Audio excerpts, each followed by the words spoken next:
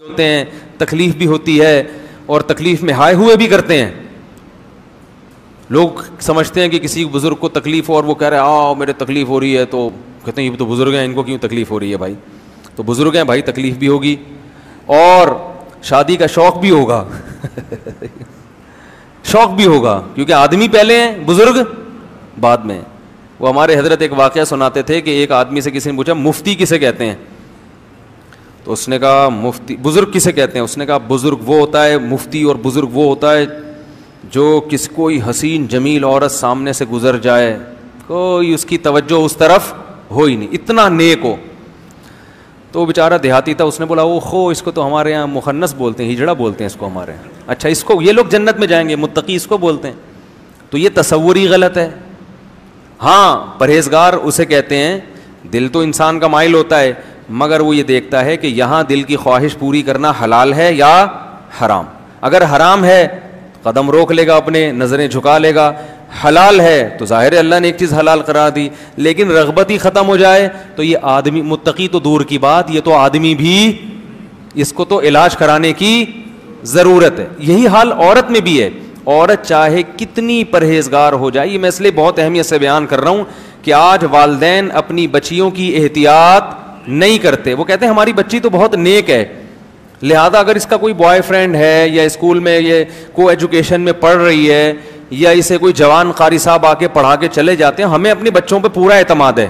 ارے ہے تو لڑکی نا, وہ کوئی اور جنس تھوڑی بن گئی نا. اگر وہ لڑکی ہے, عورت ہے, تو اس کی مردوں کی طرف اٹریکشن ہوگی. کوئی بھی ہینڈسم اس کو نظر آئے گا, کوئی کسی کے بھی اسٹائل اچھے لگیں گے تو اس کی طبیعت اس کی طرف مائل ہوگی. اس کا تعلق نیک یا برے ہونے سے نہیں ہے, اس کا تعلق مرد اور عورت ہونے سے ہے. تو لہذا شریعت نے کیا کہا, نظر کی حفاظت.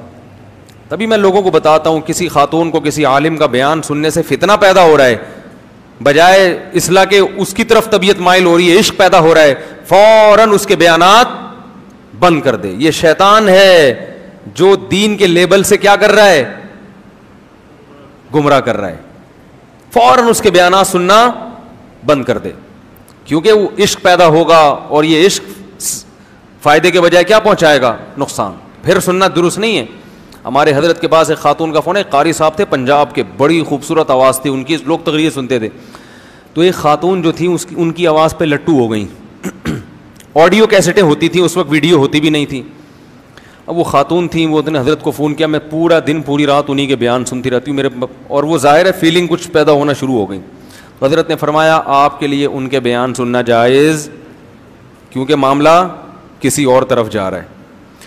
تو مرد ہو یا عورت ہو بھائی, وہ ان کی جنس تھوڑی تبدیل ہوگی, تو اس لیے اپنی بچیوں کو بوائے فرینڈ سے بچائیں, ٹھیک ہے نا, لڑکوں کے ساتھ میل جول سے بچائیں. ہم نے بڑی بڑی نیک لڑکیاں بگڑتے ہوئے دیکھی ہیں, گھروں سے بھاگتے ہوئے دیکھی ہیں.